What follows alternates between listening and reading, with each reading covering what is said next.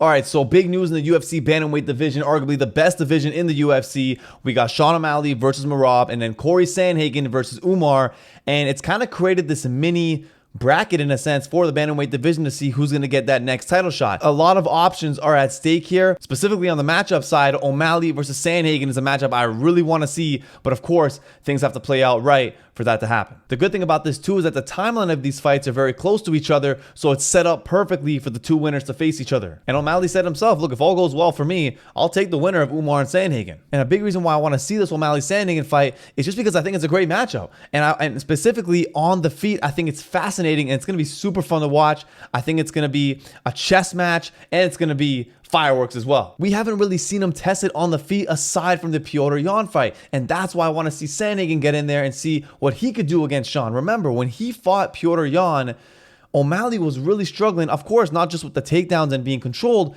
but on the feet he was getting hurt too. And we really saw Sean mentally and physically tested, like in a war setting when he fought Petr Yan. That's why, actually, honestly, the Petr Yan rematch is very interesting still, although Petr Yan has lost a lot of fights. But it's also why I really find the Sandhagen matchup interesting. But that being said, before we can get to that, we got to look at these two fights that are about to happen. And for O'Malley, look, it's been a near perfect run for him in the UFC.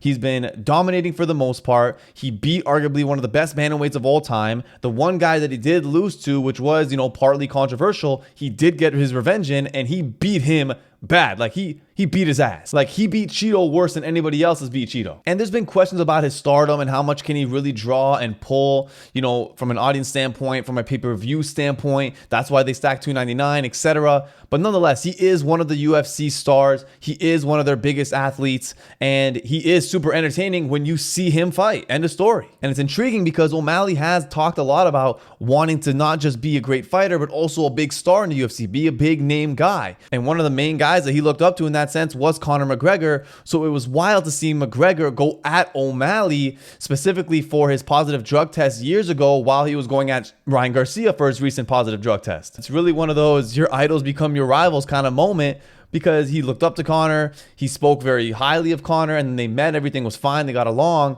and then Conor says that and he's just like, he wasn't even mad, he even said it, he's just like, damn, that sucks. Like, imagine you look up to someone, imagine you talk about someone so positively, and then you meet them and it's great, and then all of a sudden they come at you. That was more sad than mad. O'Malley basically said, look, this guy's probably jealous because I'm, the new guy in town and he's kind of falling off, which that I don't think is the case, because Conor's about to come back and, he's just as big as he's ever been. And this comeback is huge. And you can just tell from the ticket prices alone, how much demand there still is for Conor. But one thing that was interesting when talking about the situation is that he mentioned that Conor wanted O'Malley to sign with their management company and O'Malley said no. And that's something that he brought up to maybe why Conor, feels a certain type of way now against O'Malley. So was he in the back of his mind upset at O'Malley, and then this was just a good moment for him to throw that in there? I don't know, but it is wild to see how things have played out, between these two. Is McGregor jealous of O'Malley? I don't think so from a star perspective, but if you want to look at, career's perspective, O'Malley has defended his belt, Conor never did.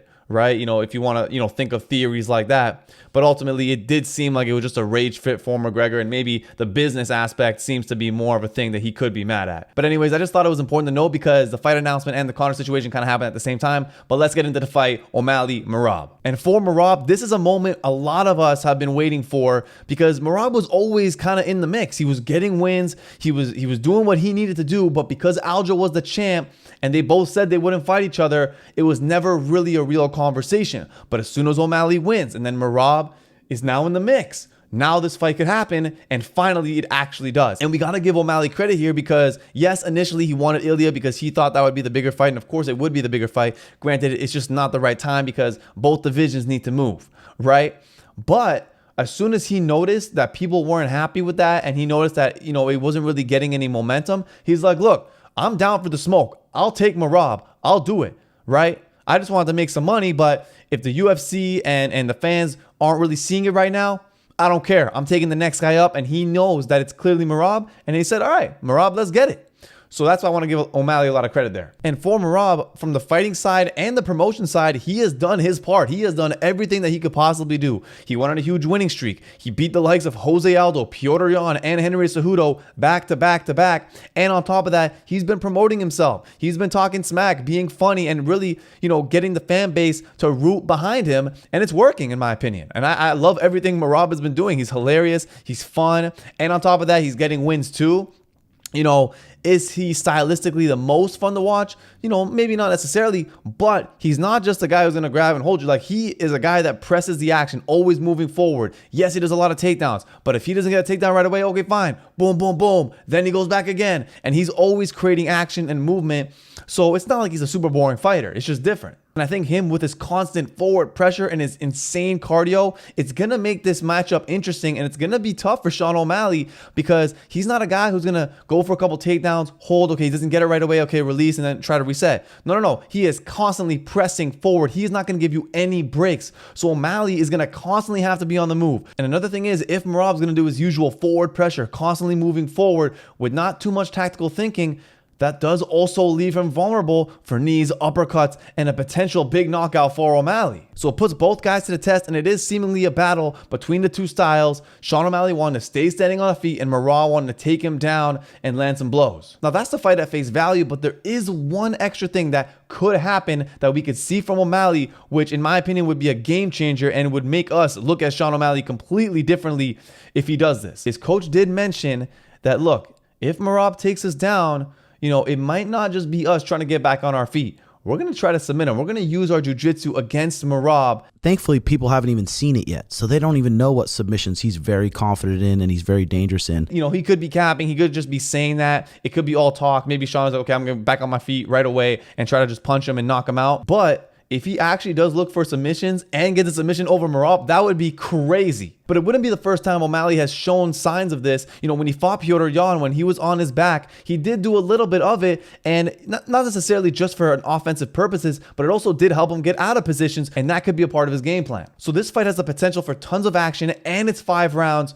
So I would not be surprised if this fight is all over the place. But now let's look at the other side of this bantamweight bracket with Cory and Umar. And starting with Cory, he did not have to take this fight. And not only did he take the fight, almost a year later, he's still down for the smoke. He wants to really badly take away Umar Nurmagomedov's 0 in his loss column. That seems to be a big motivating factor for Cory. He wants to be the guy, to kind of have that Dustin Poirier moment. An up-and-coming guy. A lot of people are talking about. He's getting a lot of attention, but hasn't faced the caliber of competition of a Cory Sandhagen. Sandhagen wants to be that guy to be like, no, I'm going to be the first one to give you a loss. And just like Dustin Poirier, Cory sees the opportunity to get a title shot if he can have a big showing against Umar and finish him. And if you think about it, Umar hasn't had this experience before. He hasn't went up and fought a guy like this. Cory has kind of been all over the place. He's fought the best of the best, right? He's had his ups and downs. He has a lot of experience, right? And that could be a huge advantage for him, and maybe he sees that. So yes, there is a lot to lose for Cory, but if he gives this guy his first loss and does it in a big statement, that's a huge bump for him, and then we're going to get that title shot. So I applaud Cory for wanting to do this, first of all, because I think it's going to be entertaining from a fight standpoint, but also from a competitive standpoint. He just really wants to prove that he's that guy. And for Umar, this is a big test. There's going to be a lot of pressure on him too. Yes, he technically doesn't have much to lose because he's fighting a high-ranked guy, but this could be your first loss, right? How are you going to deal with that, etc.? This is a huge jump gap in terms of talent from your last fight to now Cory Sandhagen, who is not just good on the feet, he has great wrestling as well. So now we can see the two guys' wrestlings go head to head. Umar's striking is super unique. Is he going to be able to catch Cory, or is Cory going to be, very smart and be able to defend it? So on both ends of this fight, it is super fascinating and could be very competitive. So these two fights are going to be phenomenal in their own right and are really going to tell us, what's going to happen at the top end of the bantamweight division. For example, if Sean O'Malley loses, they might run a rematch with Merab just because O'Malley is their big star in that division and they want to keep him in high profile positions. Or maybe they do move on, but I do think a rematch could happen. But for Cory and Umar, their fight is before the championship fight, so they can make a statement and really cement themselves as that next guy up. So big stakes for both these fights, and I cannot wait to see how it plays out.